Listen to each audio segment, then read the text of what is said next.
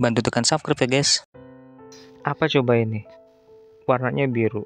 Terus tulisannya penyegel plastik. Di dalam kotaknya ada kawat nikelin. Nah, kawat nikelin itu seperti ini nih. Lalu fungsi kawat nikelin ini untuk apa? Nah, kalian akan mengerti setelah kalian selesai nonton konten ini. Setelah saya coba ukur, panjang dari kawat nikelin ini sekitar 24 cm-an lah. Saya coba untuk colokin ke listrik alat ini. Lalu kita putar knob di posisi 5. Lalu di sini ada sampel yaitu bahan plastik warna hijau yang sudah bolong. Akan kita coba untuk merekatkan plastik ini supaya tidak bolong lagi dengan menggunakan alat ini. Setelah posisi pas, kita tekan aja tinggal beberapa detik dan ternyata langsung jadi guys. Yang tadi bolong sudah hilang guys. Loh kok bisa gitu ya? Ya iya dong. Ya karena ini biasa disebut dengan alat plastik sealer. Oke, untuk sampel kedua saya pilih plastik yang biasa dipakai untuk cover makanan nih. Nah ini agak tebal nih plastiknya. Jadi ternyata kita bisa menggunakan alat ini juga untuk merekatkan plastik kemasan yang biasa untuk cover makanan yang terbuat dari campuran aluminium.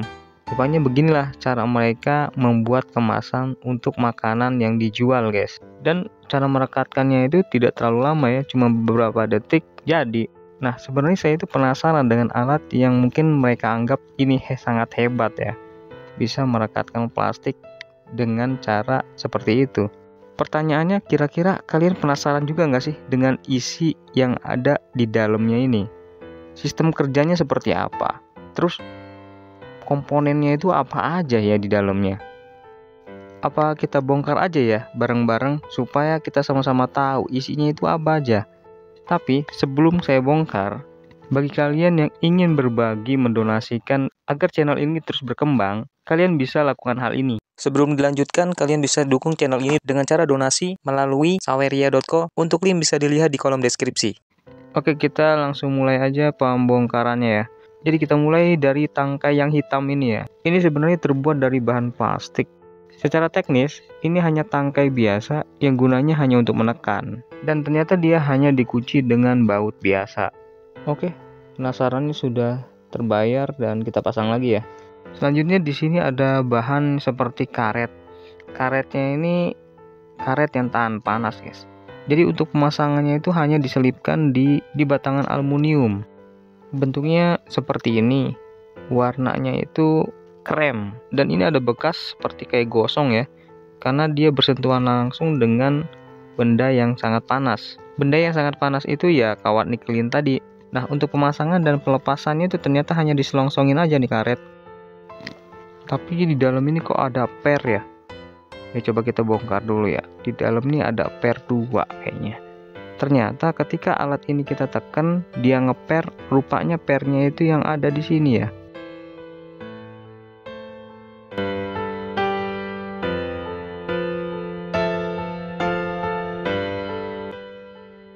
Oh, begini ternyata. Pernya seperti ini ya.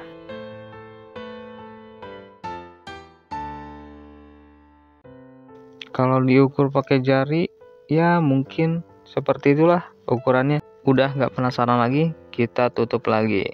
Kembalikan ke kondisi normalnya.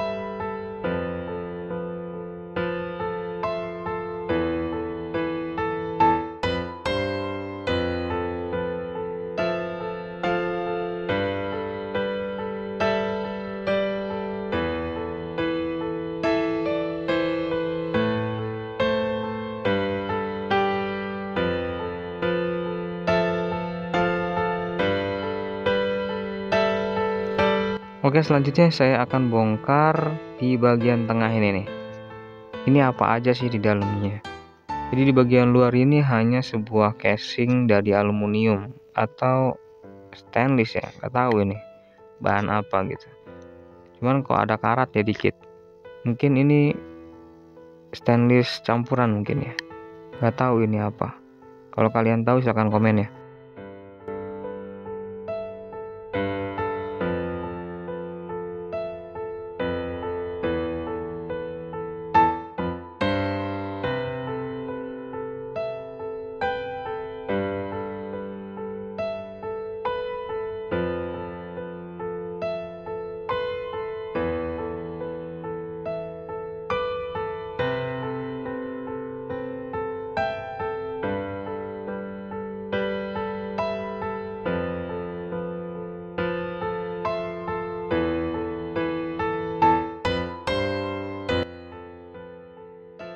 Nah, ada bahan putih nih.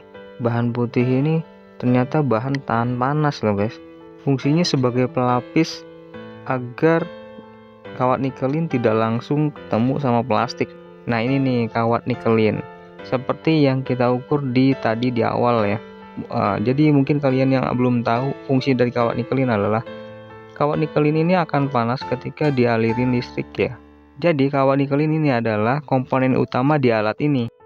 Untuk melepasnya atau menggantinya, kita cukup melepas pengait yang ada di ujung-ujungnya. Terus di sini ada apa ini? Ini seperti kayak triplek, tapi bukan triplek. Tapi seperti kayak keramik, bukan keramik juga. Ini apa ya? Mungkin kalian tahu. Jika kalian tahu ini silakan komen ya. Jadi fungsinya berada di bawah kawat nikelin atau sebagai tatakan kawat nikelin. Pastinya dia tahan panas. Oke, bagian ini sudah terjawab ya. Jadi kita coba tutup dulu, lalu kita akan bongkar di bagian bawah.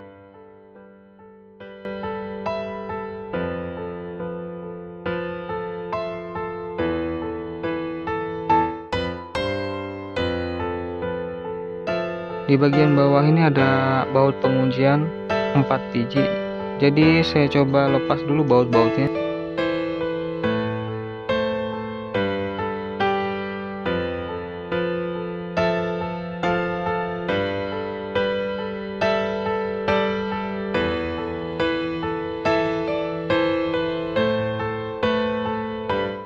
Dan ternyata beginilah isinya. Ada trafo juga guys.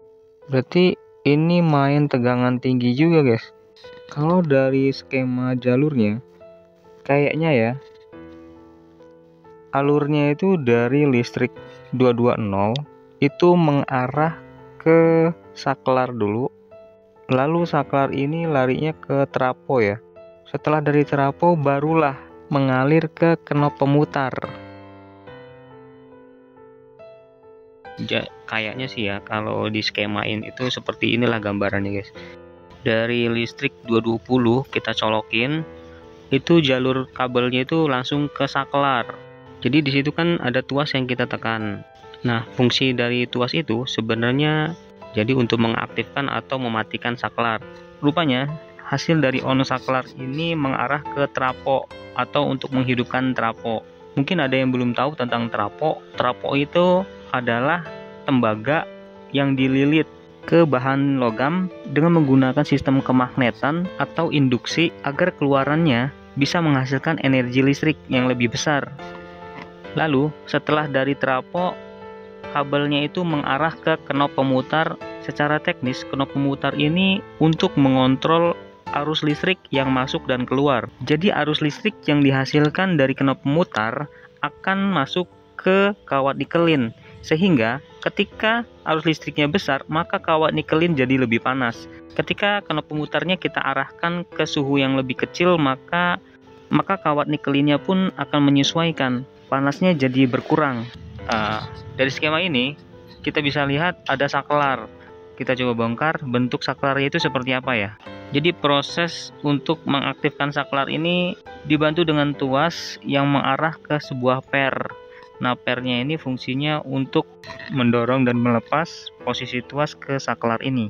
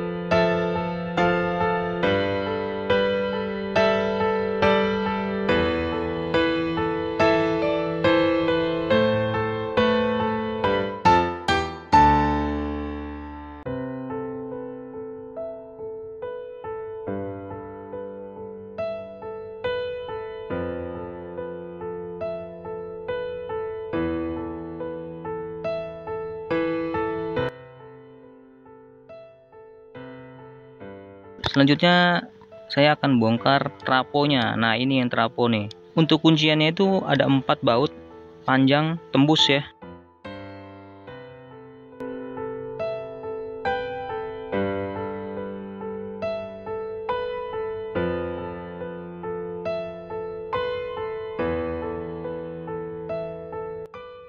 Jadi ada 4 kabel ya di trafo ini. Saya perkirakan dari 4 kabel ini rinciannya adalah 2 kabel untuk input atau listrik masuk dan 2 kabel untuk output atau listrik keluar. Untuk 2 kabel yang listrik keluar atau output dari trafo ini, satu kabelnya itu langsung dikaitkan ke kawat nikelin, lalu satu kabelnya ke arah knob pemutar atau kontrol suhu.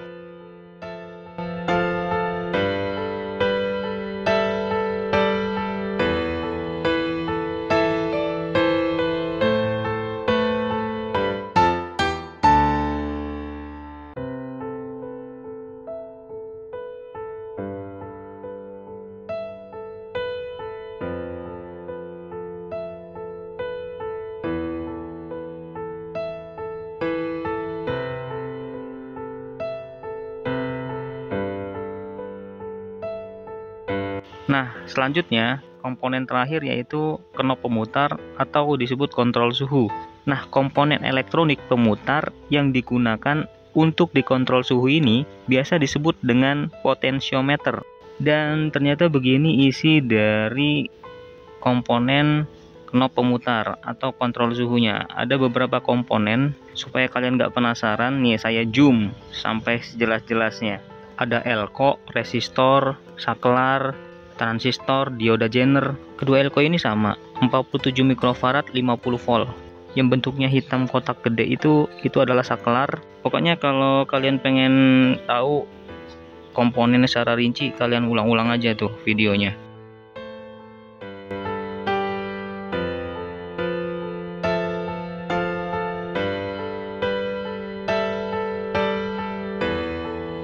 Dan begini bentuk jalur PCB-nya.